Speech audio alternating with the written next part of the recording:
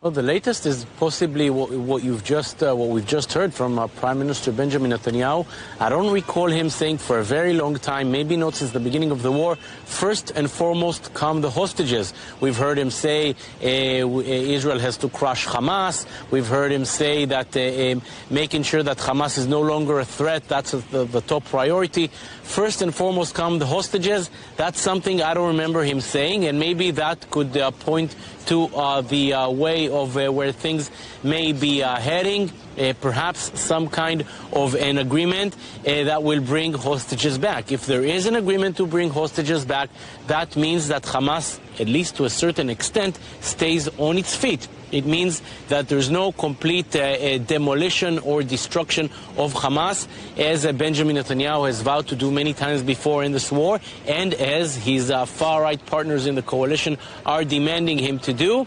Is this a sign of what may come? Perhaps. We do know that the closest minister to Benjamin Netanyahu, that is Ron Dermer, the Minister for Strategic Affairs, is traveling today to Washington to prepare what may be the visit by the Prime Minister himself, possibly next week. These words, first and foremost, the hostages, and when we understand it will come through war and not through a military action, I think that shows where the wind is blowing. Mr. Netanyahu's corruption trial has been delayed on what are called diplomatic grounds. Does that have anything to do with Gaza ceasefire talks?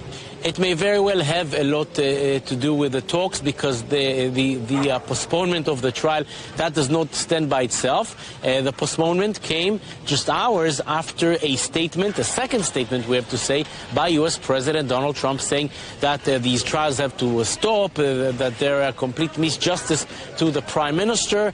And then suddenly, hours after that, and following a intervention by the head of the Israeli Secret Service, the Mossad, and the head of the IDF Intelligence Directorate, who participated in a closed session with the judges and with the Prime Minister, came the announcement that the trial is postponed for the coming 2 weeks on security grounds. What are those security grounds exactly? What is happening? We do not have the official information, but if we just add the parts, what we just heard from Netanyahu saying, first and foremost, the hostages, Donald Trump saying that the trial should stop, that Israel and Hamas should make a ceasefire and do it soon. All of these things perhaps make up a certain story that seems to be pointing that perhaps the Prime Minister, if and when he heads to Washington next week, it may be connected to this Gaza ceasefire. But then again, this is the Middle East, and until